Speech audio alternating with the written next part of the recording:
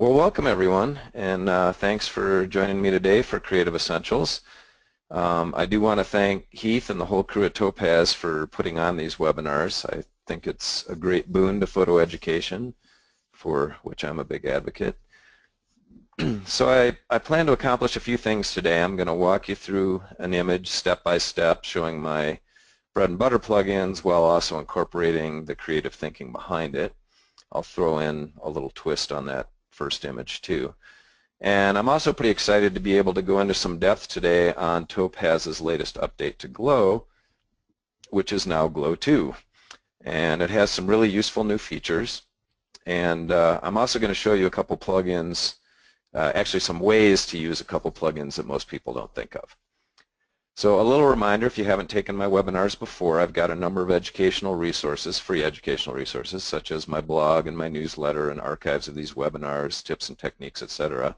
And the best way to make use of all these is to sign up on my email list. Heath will provide pertinent info at the end. You can also sign up on my blog or my website.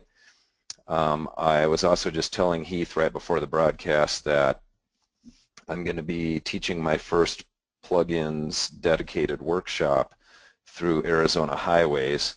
So if you look up Arizona Highways workshops, you can Google it or whatever. I believe there's still room in that.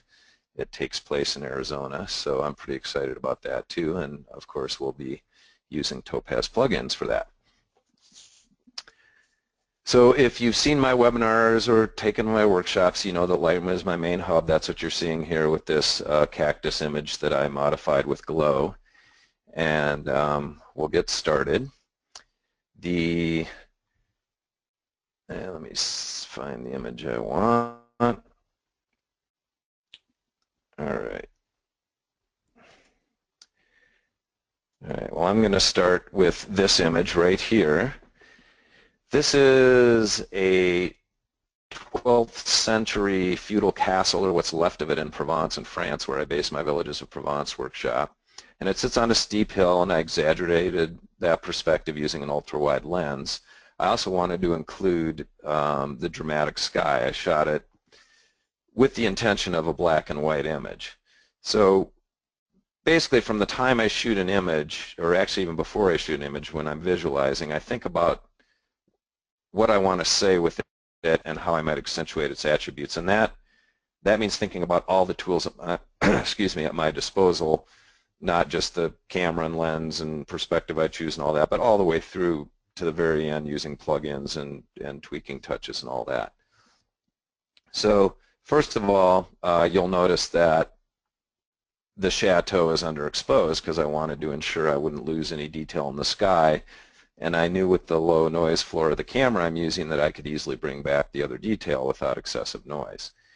So what I like to do is, I always shoot raw, and this is from a raw image here, and Lightroom works non-destructively with raw. So it's generally a good idea to do what you can in Lightroom before you jump into plugins and Photoshop and that sort of thing. So the first thing I'm going to do is bring up the exposure. So I'll bring it up about a stop or so. And as you can see right away, the chateau and the rocks and the trees all look much better, but my sky is starting to get a little washed out. And that's always the conundrum with adjusting exposure. One thing you can do with an exposure slider is just to show you how much detail modern cameras can hold. You can take the slider to one extreme or the other just to see where the detail goes with your highlights and your shadows. And then that can give you an idea what you might be doing. But in order to recover some of these, some of the detail in the clouds, I'm going to bring down the highlight slider, and I'm going to bring down the whites a bit too. And so now I've got, maybe in the 50-ish range here, now I've got some detail back in my clouds. And of course, because there's light values also in the castle, it's bringing that down too a little bit from bringing my exposure up. Now, I could, in Lightroom, bring up the shadow slider, but you see when I start to do that, it starts to look strange. Is probably the best word for it. The balance just doesn't look right, and that's where Topaz Adjust comes in. So that's the first plugin I'm going to use. I'm going to go back off these shadows, and so this is about all I can do with Lightroom. So what I'm going to do is, if you're, depends how you like to work things, I can right-click here, or I can go up into the photo menu and say Edit In. And I'm going to be bringing this into Photoshop before I launch into the plugins, because that gives me the option of having layers. And my little rule of thumb is, if I'm going to be using multiple plugins or doing multiple things with plugins, I want to have the ability to use layers, so then I'll generally use Photoshop as my starting point. The very first thing I want to do is hit Command J, and that duplicates my background layer. If you look in the lower left here, I duplicated my layer, and I'm a big advocate of relabeling these, so I'm going to say adjust so I remember later what I used, and then I'm going to say exposure equalization, because that's what I'm going to be doing with adjust. Adjust truly is like a magic, I call it the magical exposure equalizer. So I'm going to go up to the filter menu here in Photoshop. You notice I have my layer, my duplicate layer selected in the lower right here. I'll go down to Topaz Labs, whoops, and then go into adjust. So now we're in adjust, and there's my image. Generally, my rule of thumb is the first thing I do is hit the reset button. In most of these plugins, it's in the lower right. It didn't do anything because it's already at a neutral point, but basically these plugins will hold the settings they had in the last image you worked on, and that's great if you're going to be doing similar images. Then you don't have to redo your settings each time, but if you're doing different images each time, it's a good habit to get into that reset. At any rate, I'll give you a quick overview here of the interface. Over on the left, we've got collections of presets, then the individual presets are below. So if I click on Classic Collection here, for instance, then I've got all the individual presets. I can click on one of those and it will apply it. But what I'm doing for this image is basically some simple exposure equalization. And the real power of and the tools are on the right here. So we've got a little navigation stuff up on the top and in the upper right, and then the rest are all tools. Now, I'll just say in general, if you haven't worked with Adjust before, it's definitely one that's worth owning. It's a great general purpose one, and like I say, it's the greatest tool for adjusting exposure, especially equalizing it. It works around that whole conundrum of losing your highlights when you're adjusting shadows and vice versa. And the secret is this adaptive exposure up here. So you'll see two sliders, adaptive exposure and regions. And for the time being, just to show you how this works, I'm going to bring the regions down to 1, and I'll explain in a second what that means. So as you bring up the adaptive exposure, it brings up the exposure but without losing highlights and without losing shadows. And it equalizes. So it's doing an okay job here, but because I have the regions on 1, it's got a tough job, because this image, I'll do the before there, this image has a very wide exposure range and differing pockets of exposure around the image. And so that's what regions is for. Regions is like thinking about a piece of graph paper or a grid over your image, and it divides it up into sections. Then the adaptive exposure is applied to each section, and then it's all kind of melded back together magically, done by the programmers at Topaz. I don't know how they do it, but it's pretty cool. So my little rule of thumb is, if I have a higher number for adaptive exposure, I use a higher number for regions, and I'll bring that up to about 30-ish. I know there's a few second lag there, but by now you should be seeing what happened when I brought up the regions, and you can see it's a pretty amazing difference just with those two sliders. So I'm going to hold down the space bar. That's sort of a shortcut for the before. You can also use this button up in the upper left for your before and after, and by now you should be seeing the after screen. So pretty big difference there. Now there are lots of other controls in here. We're limited on time, obviously, 1-hour webinar. I won't go into all the details of that, but I am going to be providing presets, some of my own presets, and you can see how I set those sliders that way. And I highly recommend, if you haven't used this before, to get your hands on it and at least do a trial. And if you do, you'll probably want to buy it. But anyway, I'm going to say OK, because that's my first step. I've got my exposure equalization. Now I'm going to hit Command J duplicate the layer, and I'm going to relabel this for clarity. Now what I'm going to do is, here, let me hop back into Lightroom because I kind of want to show you where I'm going to go with this. So I'll go back to where we first started. All right, so this is our base image that you're looking at here. And I just want to show you where I'm going to go with it. Remember, I said when I shot this, I was sort of imagining black and white, and this isn't strictly a black and white. But it is a monochrome image with sort of a greenish tone, and those tones are taken out of the image, and I'll explain all that later. But I just wanted to show you what my end game is here and what I had in mind when I was working on this image. So we're partway through the process here, and I did my exposure adjustment with adjust. I'm going to go into clarity now, and what I'm going to do in clarity is two things. I'm going to add some depth, a feel of depth to the image, which is one of the tasks that clarity does really well.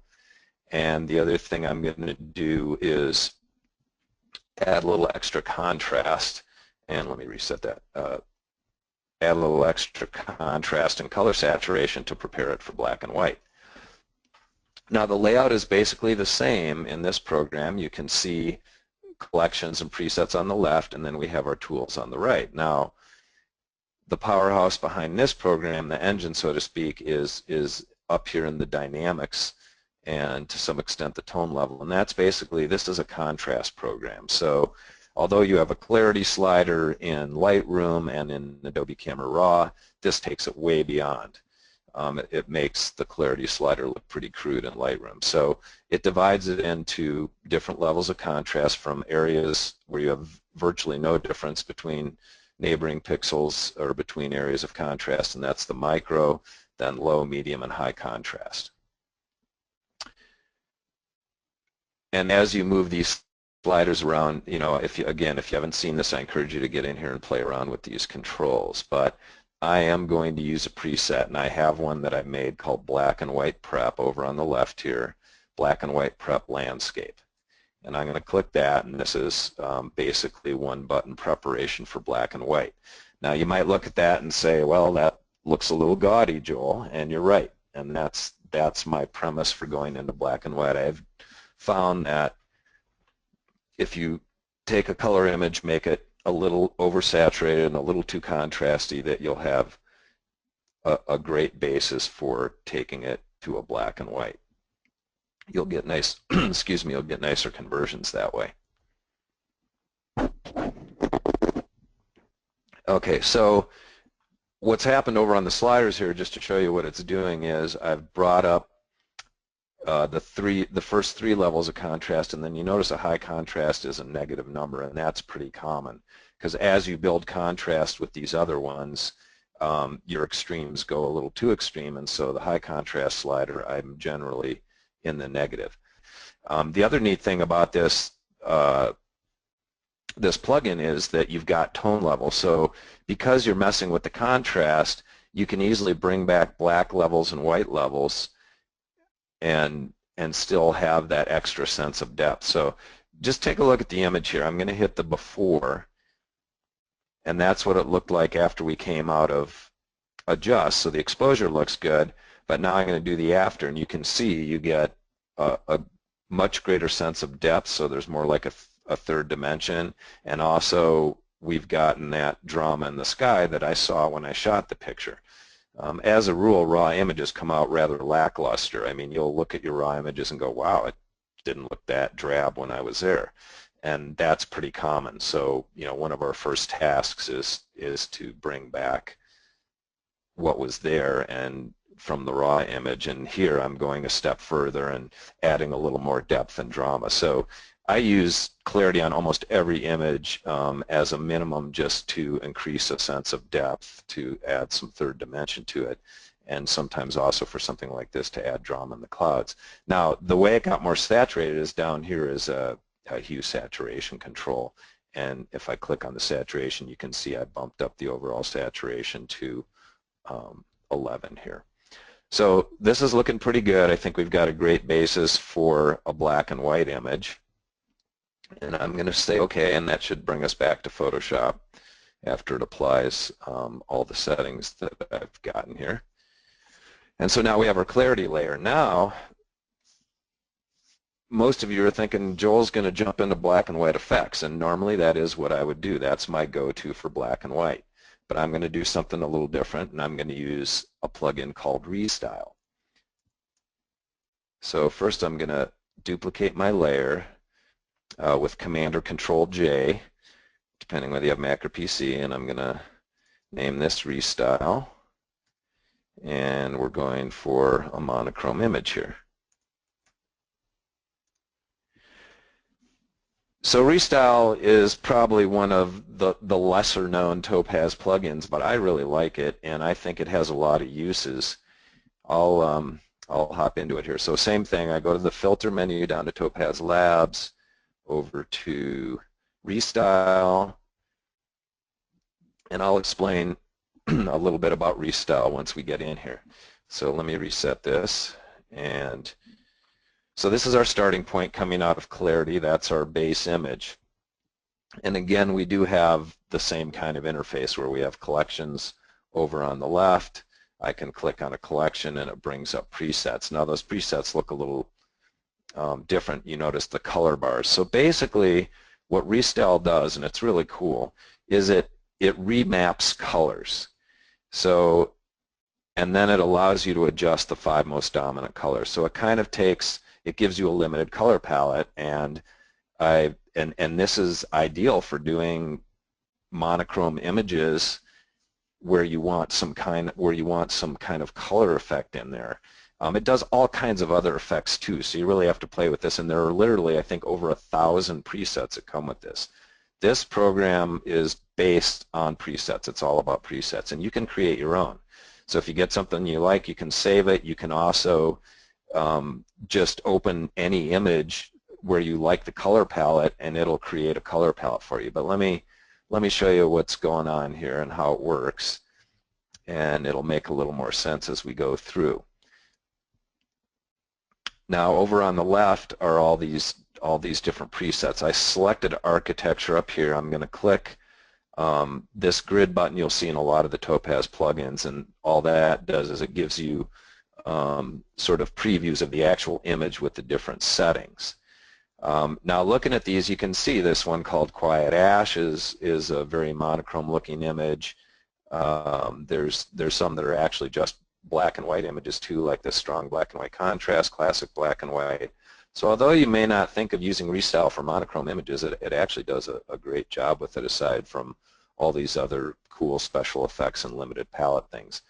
So I like this laurel green. Now if I want to see other things that look like laurel green, there's a neat little device up here, this little thing that looks like 2 tags.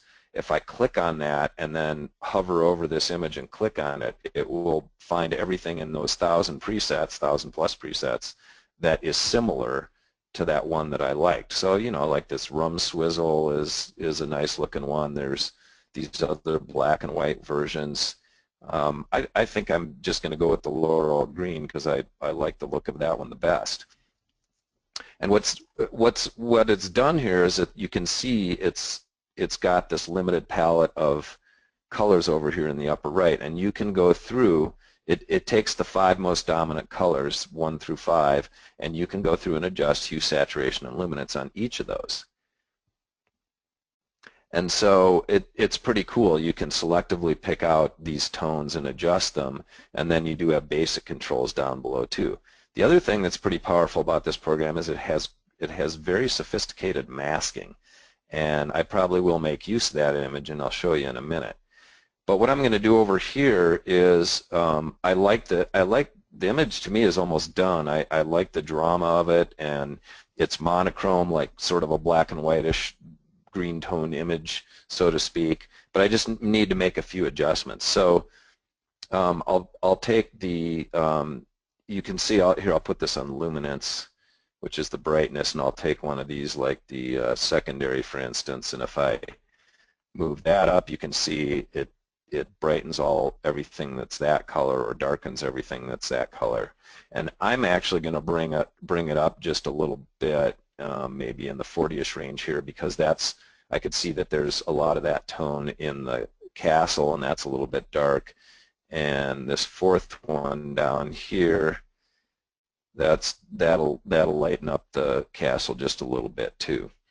And then the third and the fifth here are the darker portions, and you can see that I'll zoom in a little bit. You can see that my trees here have gone a little bit dark, so I'm going for those darker tones here, and I'm going to tweak those up just a little bit just to kind of open up the shadows a little bit on these. Okay, so there's my before and there's my after. I still want to do a little bit more work on this. Let me zoom it back down here. So I think actually everything looks pretty darn good here. The only thing that's really kind of bothering me, so to speak, is that, I want a monochrome image, so kind of like this greenish, using the greenish tones, sort of a green tone, black and white, but I've got a patch of blue in the sky. So fortunately, with the masking tools, I can isolate that. So I'm going to go down. You see the basic panel here, because that's where I'm going to be able to adjust the tone and tint and all that. I'm going to click on masks, and that brings, let me scroll down so you can see the masking tools. That brings up all kinds of masking tools. So like I say, it's very sophisticated. You have a choice of normal, edge aware, color aware. You can reveal, you can hide. There's lots of tools in here, but the one I'm going to use is color range, because that's about the only place that color exists, is up in the blue. So when I'm in color range, I just put this X over the color that I want. And as you see, it turns into a green dot here. And so that just means I've selected that color, and you can see up in the mask, it's masked that out.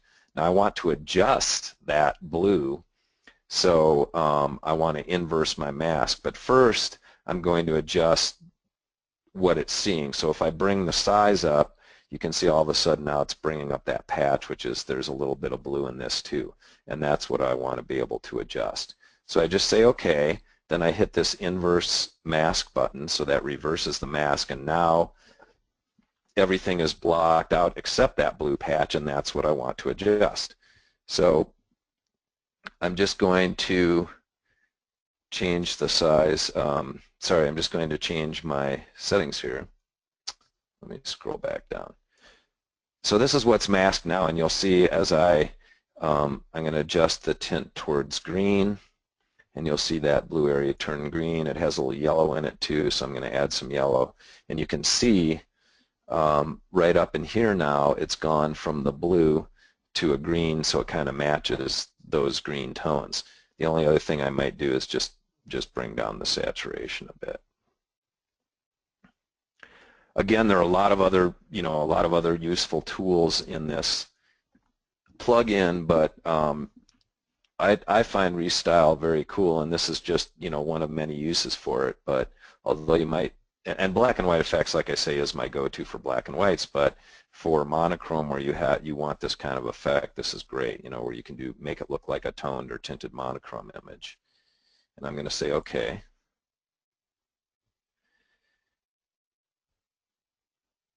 And there's pretty much my final image. So I'm going to uncheck those layers, and there's my before. And I'll check my final layer there, and you can see that's my final image. And so we'll hop back into Lightroom,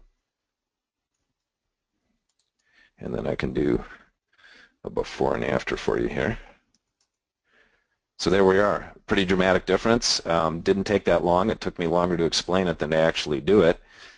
So my bread and butter plugins, Clarity and Adjust, I use those for a lot of images, especially Clarity, almost every image, and Adjust for a lot of images for exposure equalization. And then a little bit of a different use for Restyle to make kind of a monochrome image, and a pretty dramatic one at that. All right, so I'm going to move on to another image here. And what I want to do now is I want to show you, I'm going to sort of introduce you to Glow here. Some of you may have seen it already, or I should say Glow 2, the new version of it is out. This is a simple portrait of my daughter from several months ago. And I just shot it in the house. There's nothing fancy about the lighting. And I'm going to zoom in. Now there's a tiny bit of noise in here, but you can see the drawback of high resolution cameras with good lenses. We see every single little detail. So if you look at someone, you think they have smooth skin or whatever, and you don't notice anything, that's how we see them. But the modern cameras and lenses show details that we don't notice when we're face to face with people. And those of you that shoot portraits and people know you have to do some work on these to smooth out and soften things to basically communicate how we see people rather than how a camera does. So, by the way, I shot this at 10,000 ISO, so even if you're seeing a little noise, there's very little, and it's pretty amazing what these sensors can do. So I really love the expression, but it occurred to me that in addition to wanting to soften and smooth out all those details in the skin, that this would also look great as a high-key portrait, which would accentuate the feel of her expression, which is, happy and kind of bright. And I'm going to show you a very fast and simple way to do this with glow. Now again, this is probably not a job that most people think of for glow, but there's a high-key portrait. And furthermore, it's super simple to do two variations of this. So this one right here is another variation, and it's literally just one click in glow to go from this first high-key one that I showed you to one that's still pretty high-key and still has a nice softness to it, but has a little more contrast. So let's go back to the starting image here. I'm going to go edit in, and I'm going to go into Photoshop here because I'll probably use the layers.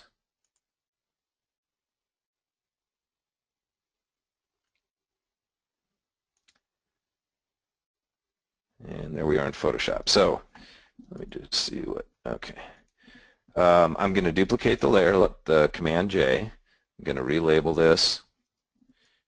Glow, I'm going to call this one High Key Soft.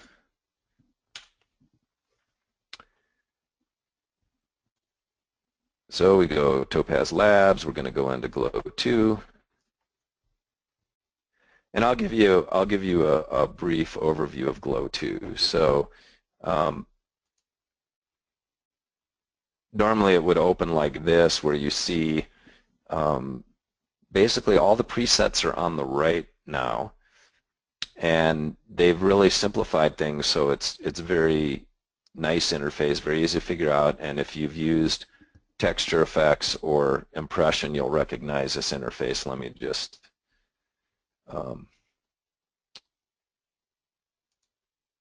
going to reset this so that we can see our starting image. So basically, up in the upper right here, you've got all the different effects. You can do all or go into a particular category of effects. That's pretty much the same as the old Glow. In terms of new features on Glow, which is what I kind of want to emphasize here, is first of all, they've added something like 50, 60 presets, so you have more than 120 presets. When you create your own presets now, they're automatically backed up. So, and that's based on the community, and that's another of the new features. So again, if you've used texture effects or impression, those both have this. I'll go into the browse mode here, and you can see there's something that says local, and there's another thing here that says community. And what community is basically a Topaz cloud where you can share and see other presets. Here, I'll go to all so you can see. And it looks like I'm logged in, but I'll make sure, yeah, it says log out, so I'm logged in. And if you log in on a different computer, it'll know that it's you, and all your presets will be available that you saved on your other computer, which is pretty cool. And it's all done kind of securely and privately. If you want to share it with the community, you can. And so if you come up with a preset that you like, all you have to do is click on the share button, and it'll upload to the community, and everybody can use it. You can always take it off of there if you want as well.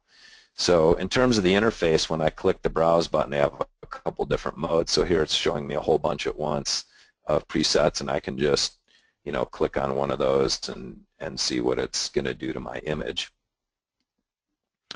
I click it again, and I go back to just the single column here. And the other part of this is that when you click on the Edit button, or you can click on the controls here, either way, it then breaks it down into all the individual controls, of which there are many. A lot of these are the same as the previous glow, but they've fleshed out the secondary glow, and I'll get into that a little later on in the webinar.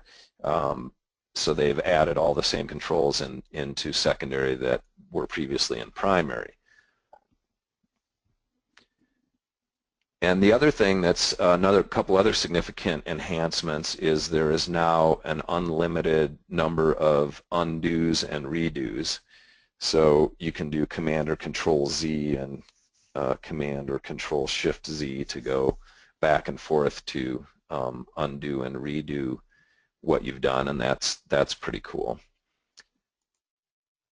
So I'm going to reset this, and and basically these are all your navigation controls up here. So there's a little zoom tool. You can zoom in and out. You can use the preset buttons here to fit or to go immediately to 100%.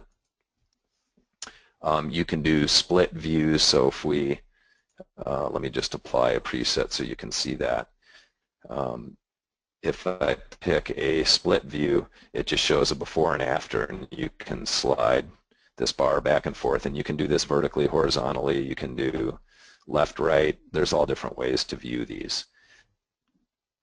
The other significant change is masking, and they've added some really nice masking controls to this. But I'm going to reset this back to the normal one. We'll just look at the full screen view.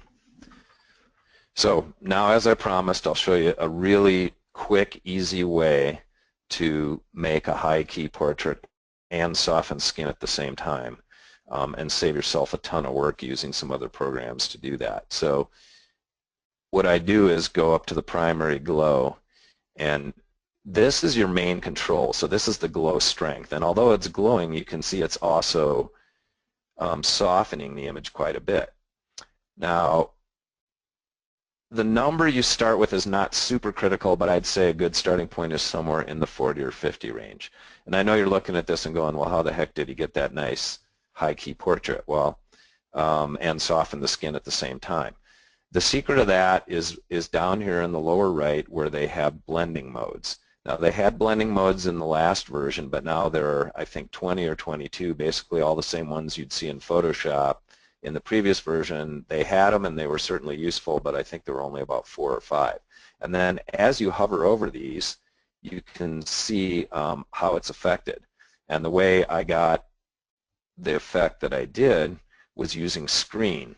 And the way I remember, these all do different things, and you can look them up, but what screen is almost like you're taking your glow image and projecting it onto a screen on top of the previous image. So it definitely gives you a lot lighter image. But you can see all I did was put the glow strength up, one slider, and change my blending mode to screen, and I am most of the way there with my portrait.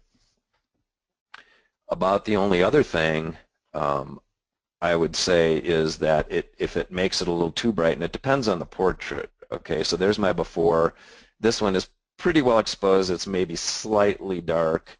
And it's just going to depend on the image. But the other thing I do I did on this is to just bring down the brightness just a little bit, and I'm almost done there. The only thing I might want to do is accentuate the eyes and the mouth. Now I want to point out one thing, and that's at the very top here. When you create your glows, you have light and dark.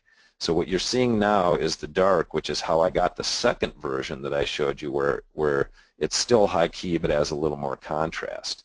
I'm going to click on the light one, and that was the first one I showed you after the just standard exposure. Personally, I kind of prefer this one for this image, but you can do it either way. And let's use this one. I'm going to show you how to use the masking because, like I say, with either one of these, I might want to just, like you do with any portrait, I might want to accentuate the eyes and the mouth a little bit. And I'm going to zoom in so you can see. I'm going to do the before there, and you can see, she's got a couple little things on her nose and on her cheek, and you can see, you know, I didn't even know 4-year-olds had hair, but you can actually see a little bit on her lip there. When I go to the high key portrait, that's all smoothed out. Again, it was just basically one slider in the blending mode. But I am going to show you the masking because that is something that's super useful. And what I'm going to do is use the brush. Now, there's different kinds of masking. They all have different purposes. I'm not going to go into every nuance here, but there's spot masking, and you can change the size of this mask. Let me just zoom out a little bit. So you can change the size and the shape of this mask and move it around. You can, if you're changing the shape of it, I'll change the shape of it, make it more oval. You can rotate it. And down here below the mask itself is you can make it color aware. So you could make it say just that shape but her skin tones, and you can see the mask change as I do that up in here. So these all have their uses, but what I want to do is specifically the eyes and the mouth because that's something we almost always do on portraits. So I'm going to go to the brush, and what I'm going to do is let me scroll down so you can see all the tools here. All right, so the brush adjustments are pretty typical of any brush adjustment, but I'm going to bring the radius down to a very small brush so I can do just kind of her eyes or eyelashes. And I'm going to bring the strength down so I can gradually brush it in. I'll bring it down to maybe 30 or so. And the hardness is just that feathered edge, and I like to bring that up a little bit. So let me zoom in just a little bit here so you can see better. And so what I'm doing is I'm going to, on the original, her eyes were darker and it was more clearly defined. So that's what I'm going to do. I'm going to brush in her eyelashes right here and a little bit of her eye. I'm not going to do the white of the eye because I don't want to make her eyes dark or the whole thing dark. I just want to accentuate the eyelashes. And you can see that does a really nice job, and you can see it over on the mask here. Now for the lips, I'm going to turn on the color aware because her lips are reddish and I don't really want to do anything other than lips, so I don't want to hit the rest of her face. And this will allow me to do that, so I don't even have to be that precise on, as long as the cursor's over the red, it's just going to do her lips. And then the only other thing I might do is bring the radius up here. I'm going to bring the strength down because I just want to knock a little bit of these highlights off the cheeks. Very subtle, and I don't even know if you can see that on your monitors, but hopefully you can. So it's still a very nice high-key soft portrait, but all I did was just some quick masking to accentuate her eyes and bring down the cheeks and nose, which were a little bit hot. So I can say, okay, I'm pretty much done with my high-key portrait. Now the other thing I can do, all right, there's my after, there's my before. And I could go back in there. Here, let's do that.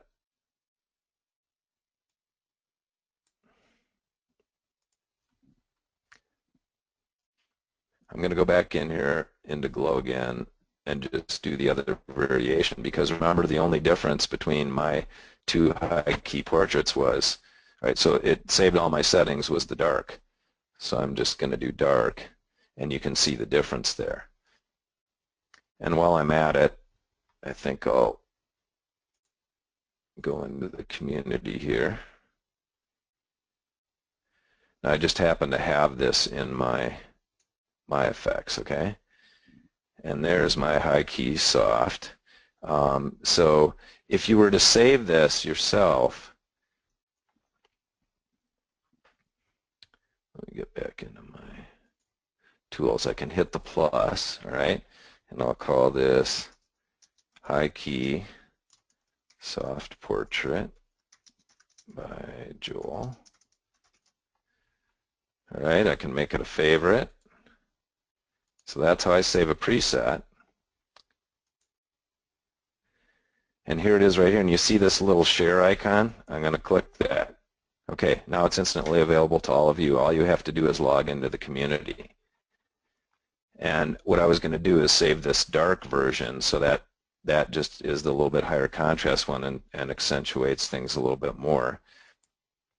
But still kind of maintains a high key, and there it is. So now I can choose that one. I can choose that one. And there's my original. All right, so here's all three. And there you are. So let's see what time it is. I'm going to try to get through one more image here because I want to show you just a little bit more of glow. So that was using glow for something you might not think of it for. Usually what we think of it for is something a little more funky, where we have that kind of neon look or kind of fractal look, something like this. All right, so this is a shot I did of a giraffe's eye. Obviously, I was pretty close, and I was using a 200mm lens. This is at this kind of a cool refuge / zoo place called Out of Africa. And so it's kind of abstract to begin with, but I really want to accentuate, and where I'm going with it is this.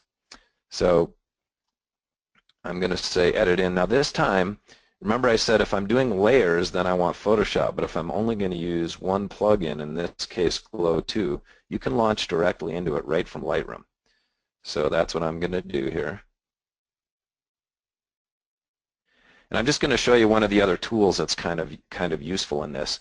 As far as learning every last one of these sliders and what they do, Topaz has some great resources for that, and I will show you some of them as I go through this image. So the first thing I want to do is I'm going to start with a preset on this, and I'm looking for something kind of neon, so I'm going to go to the neon ones here.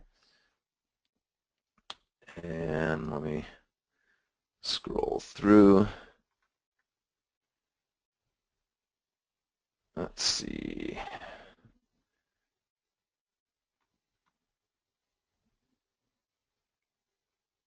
Oh, we're getting there. I think one of these in here looks good. All right. So that's actually very close to what I want. I'm going to click on the controls here.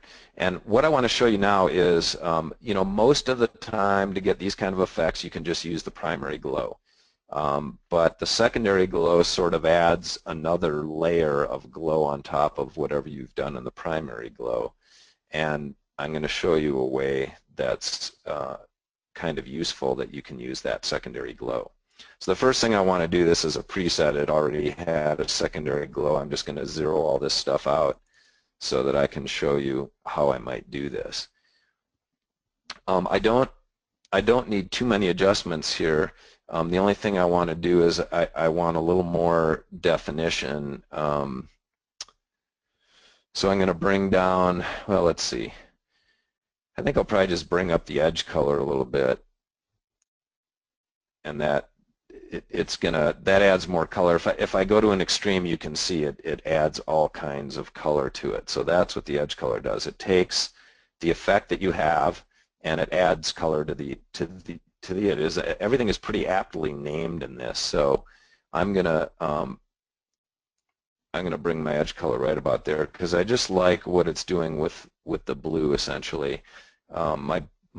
It's a little bit dark, so I'll just bring up the brightness maybe 10 points or so here just to make that a little brighter. I think everything else looks pretty good, except I might play with the glow spread. So the glow has been created, and the glow spread is everywhere there's glow, it literally spreads it out. So if I move this up quite a bit, that's going to spread out my glow. And this is getting pretty close to what I want.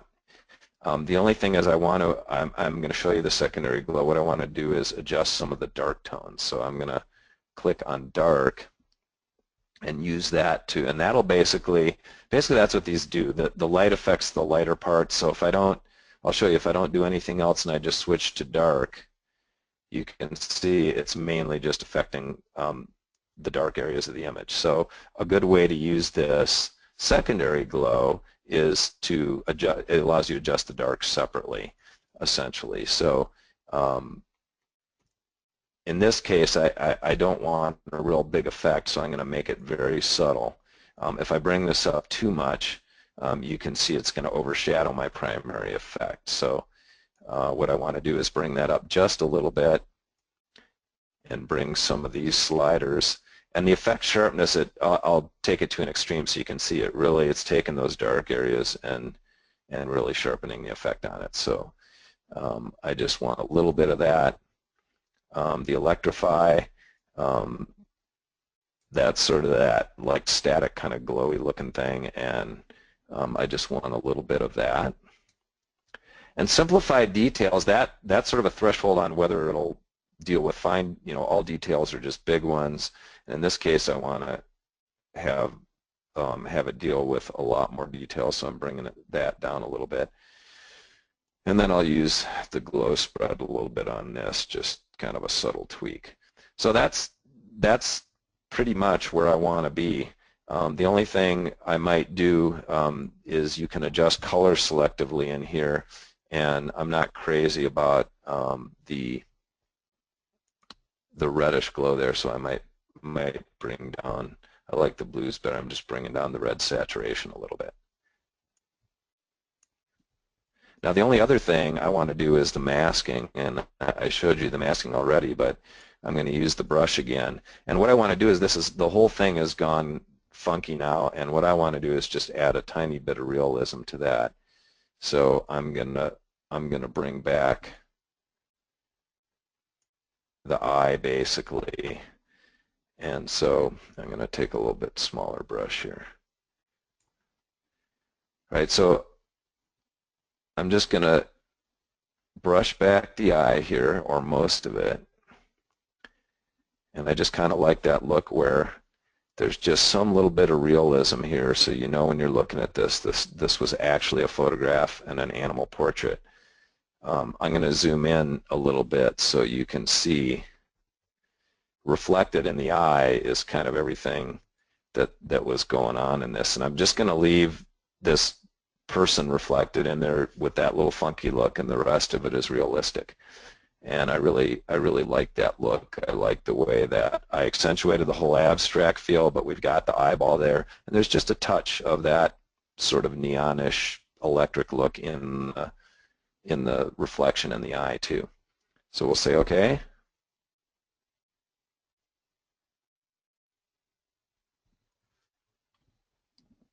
And there we are. I'll compare that with the first one.